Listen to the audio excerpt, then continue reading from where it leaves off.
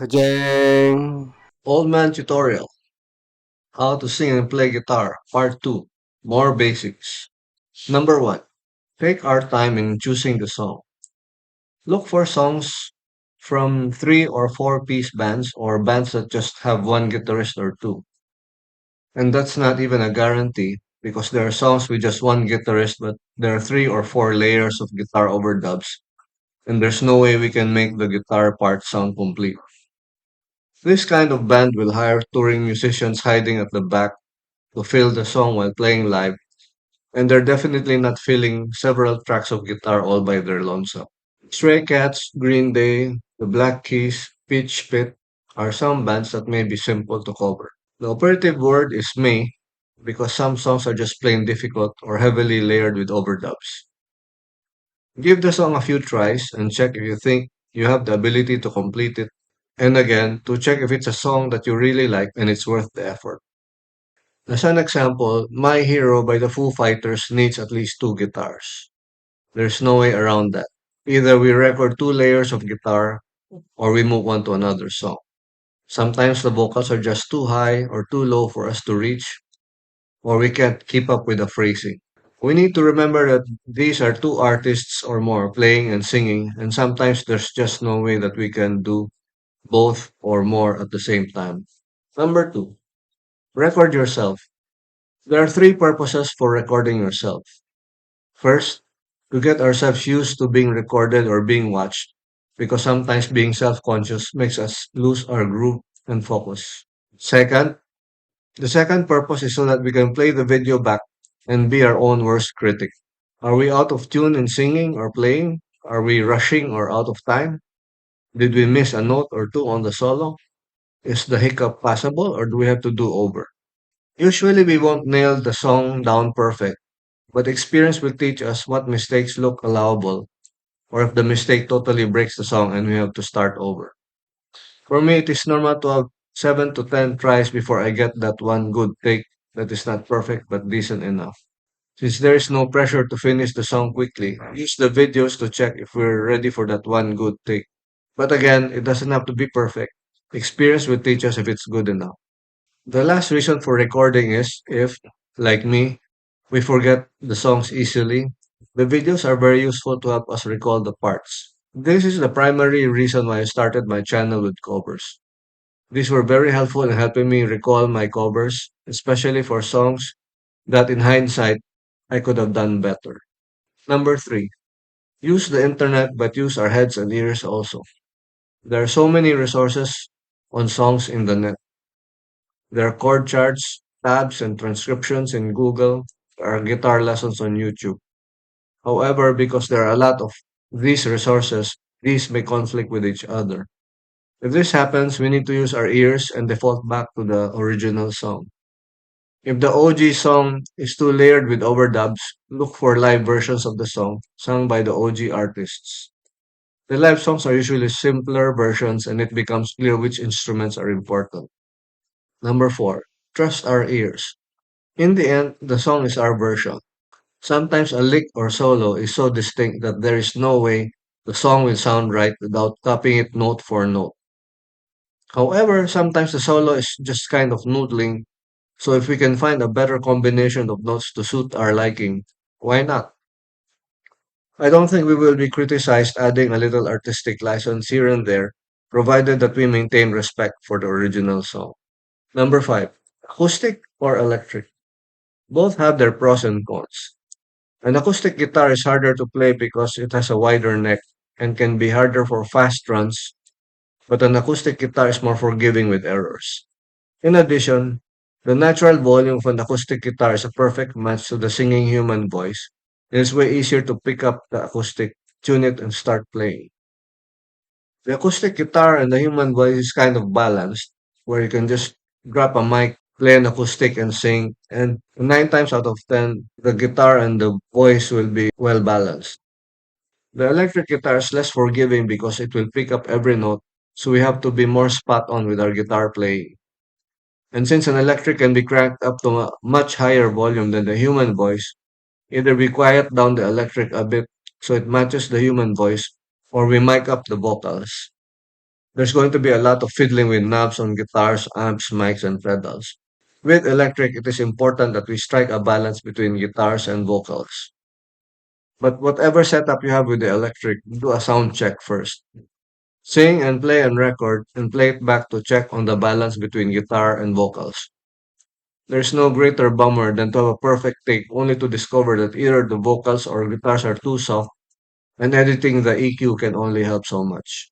Also, there are songs where we need the electric guitar due to the musical effects of the songs like distortion, modulation, and so on. You can choose to have more sophisticated rigs and recording equipment, but for me, I have decided to focus more on the playing. A good take doesn't need any post editing. I just crop the beginning and the end, and that's a take. What I usually do is learn the song on an acoustic, and as I begin to get ready to record, I transfer to an electric guitar, figuring out which electric to use and the amp settings based on the kind of playing and sound quality required and the effects of the song. The acoustic is also more friendly on the household, so I don't pump it up until the song sounds decent enough and I'm preparing to record. And for electric, we don't have to have the exact rig or guitar or hardware as the OG artist. We need to trust our ears and find a good approximation. The choice of electric is up to us. If the song requires a whammy bar, then we should have one also. And if the song needs to reach the higher frets, then we need to get a guitar where these frets are easily reachable. For me, ease of playing dictates the choice of the guitar, more than tone. Number six, we need to keep things interesting. Or rephrasing that, we need to keep challenging ourselves. As we start having some covers under our belt, we might be ready for a song that is a bit more complicated. Our next song needs to be challenging within our abilities, but not a beast to nail down, because we might run out of steam before we can finish it. Number seven, learn to step back and revisit. There is no fault in discovering that we have bitten off more than we can chew, and maybe, at least for now, this was not a good idea. If you check out my covers, there are songs that I have attempted several times before I got it to the level that I wanted. The playing is one thing, but I'm also conscious of production values. There's nothing visually interesting about an old man trying out a song, but I can clearly hear that sometimes the audio can be improved, or the singing. There are many reasons on why we couldn't continue. Either our fingers weren't fast enough, or all the solos and licks were difficult to learn, or some songs were simply too high or low to sing. There is nothing wrong in stepping back and putting the song on the back burner and revisiting it someday when we're a bit better. Number eight, have fun. The ultimate aim is to pay homage to a song that we really, really like, never mind what other people think. But once we have developed some musicality and ear training, we need to reach a point where we can say that we're happy with our performance. And if we're good with our work, chances are other people will find it good also. Hope to see you back soon. You know how the YouTube machinery works. I don't have to tell you to like and subscribe, but please do. This is perhaps another simple cover. It's wrapped around your finger by the police. So these are the shapes of the chords. So the first chord is 5 on the G and 5 on the high E. You don't play the middle, the B string, just the G and E using two fingers. So that's technically a C6 something, but don't bother with the chords, just look at the shapes.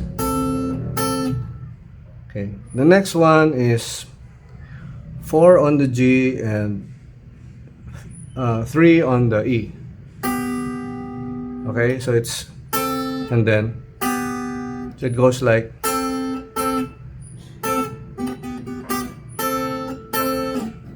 well, anyway, you can do that if you can do that.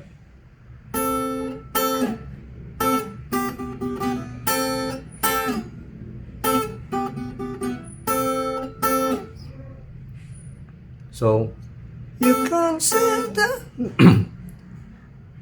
you consider me a young apprentice. But if that's too high, then bring your voice one octave lower. So it's you consider me a young apprentice, caught between the Scylla and Charybdis, half hypnotized by you if I should linger, staring at the ring around your finger. I have only come here seeking knowledge, things they would not teach me of in college. I can see the destiny you sold turn into a shining band of gold.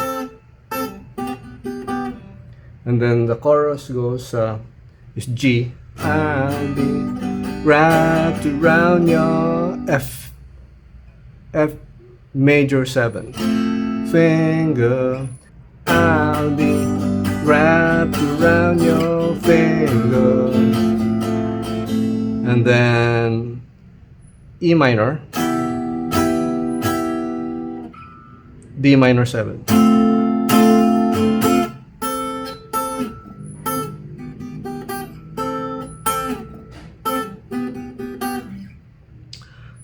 So in singing, when I sing, I prefer the higher octave, and Sting sings the higher octave. But if you can't reach it, then you can use the lower one.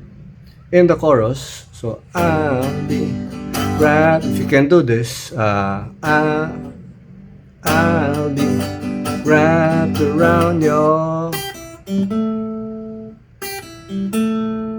Instead of this, I'll be wrapped around your finger.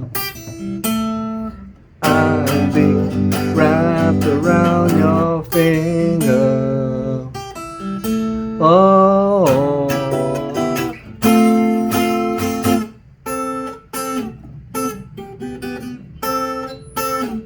So that's basically the whole thing. There are some frills. So there's that intro. It's simply I'll do it slowly.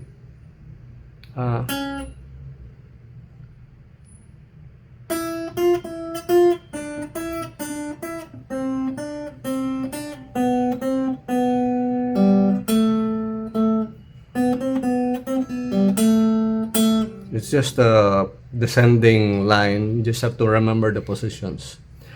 And then in the last verse,